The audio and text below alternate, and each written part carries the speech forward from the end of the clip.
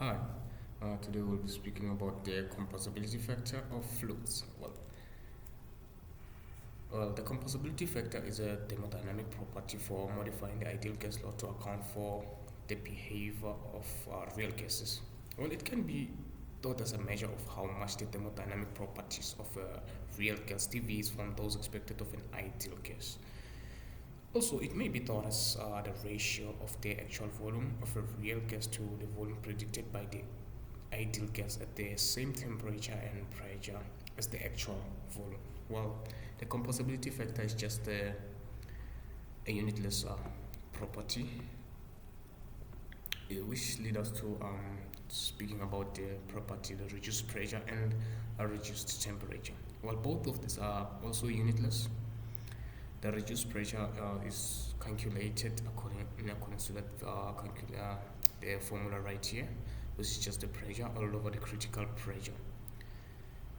Well, these two properties, the reduced pressure and reduced temperature, they can help us to get the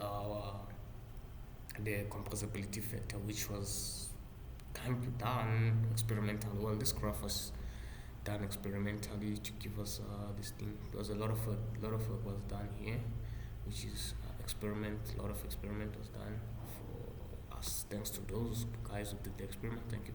Well, the critical pressure and the critical temperatures are values that can be found in table A1 of the thermodynamic tables. The atomic or molecular weights and critical properties, you can use them to get the reduced pressure and reduced temperature. By getting this, you can get the compressibility factor on the compressibility chart right there.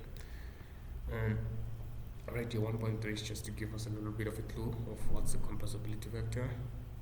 Well, it's just to take the temperature and pressure and calculate the reduced pressure and reduced temperature, which will be used to get the compressibility factor right here. In our case, we got that the reduced pressure was 1.10 and the reduced pressure was 2 point something right here.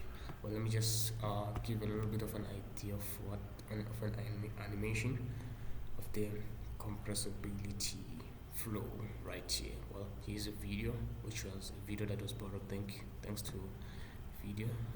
Okay, as you can see right there, the gases are compressed because of the distance between the individual particles. The case of gases is more, and hence it gets compressed the most, as can be seen on the subtitle right there. On the distance, this thing comes more compressed. Well, it may be different in ideal and real world, but we know how to now to deviate it from ideal to the real world using the concept of compressibility factor. Okay, done with the video quickly. Okay, going back right here, we can go and speak more about how to see which one to use, how to use the thermodynamic table or to use the ideal gas or compressibility factor chart. Well, this question 4 will give us a little bit of an idea what to do. Well, here we were asked to calculate the volume using the compressibility chart, of which we got it using the method of compressibility, and also using the thermodynamic. We also got it right here quickly. Well, we calculated the percentage error between the results right here. Well, this is the percentage error of the compressibility chart.